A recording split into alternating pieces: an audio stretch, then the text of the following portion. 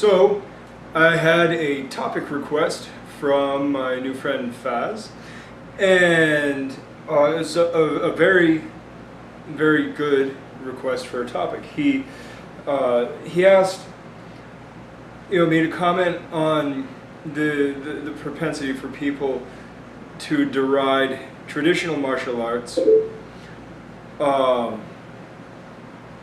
compared to more modern martial arts.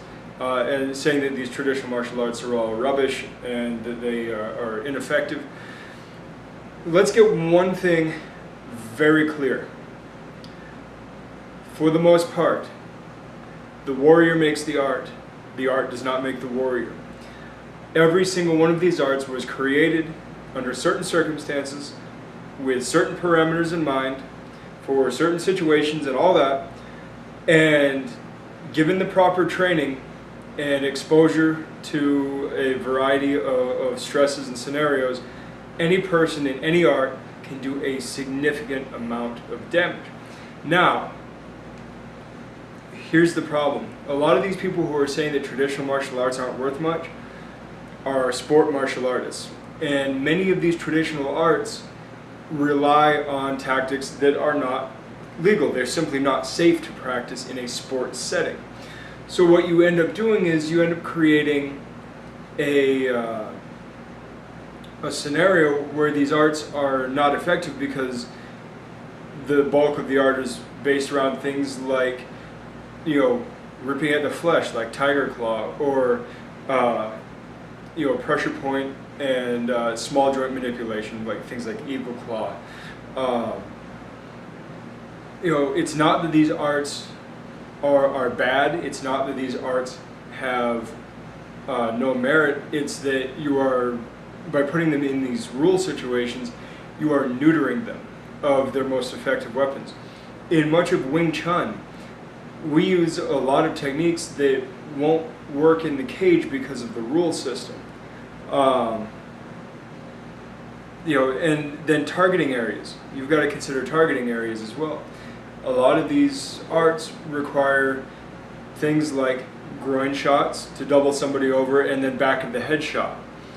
Well, generally speaking, in sporting competitions, you can't kick somebody in the groin and then strike him in the back of the neck.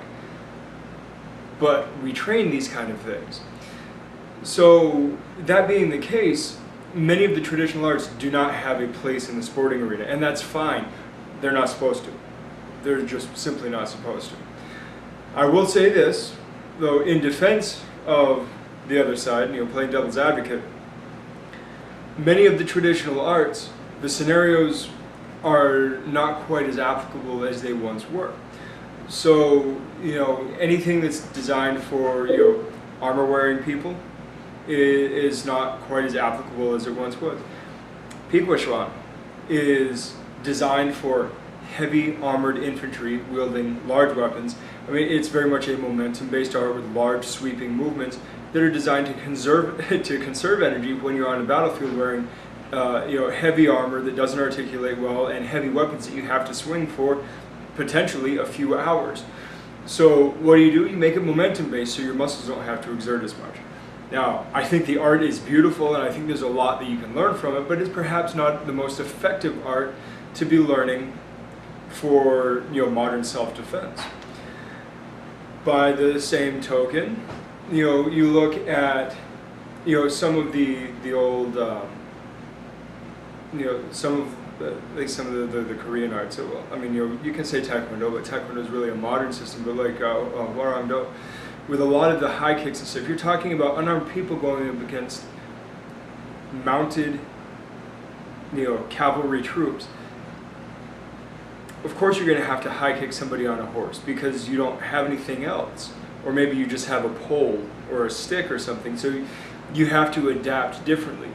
And we find that in sporting competition, and even in many real-life circumstances, a lot of these reaching and high-level kicks don't have as much application. Now, I will say, and I do say this all the time, you can do anything if you can do it. So get it out of your head that anything is useless. If you can pull off anything, by all means do it. You can do anything that you can get away with doing. and I will support that 100%. But when you are, especially when you are responsible for the education of your youngers, if you are responsible for the education of people who are physically diminutive, smaller than you, weaker than you, then you owe it to them not to teach them specific strategies built for big people. Same thing, if you are a small person using, certain movements, you may not be best served by teaching your large, muscular students the same strategies. You have to meet people at their level. So whether or not you're dealing with traditional arts, modern arts, amalgamated arts, pure arts, any of that, it doesn't matter. They all have their place, but you have to understand that every single one of them was created with a certain intent for a certain set of parameters, and without that understanding, you are deluding yourself that you are learning this all-encompassing art. It's not the case. It's not the case with any of them. There is no such thing as a complete martial art. There is only a set of skills that was created by a master or a team of masters that was dubbed useful for the circumstances that they were dealing with. That's all there is. I'm going to cut it off now, and I will talk to you guys tomorrow. Tomorrow's Black Sunday. Oh, new Facebook group, Martial Arts Nerds, ! Check it out. Join us. Talk to you tomorrow. Good journey.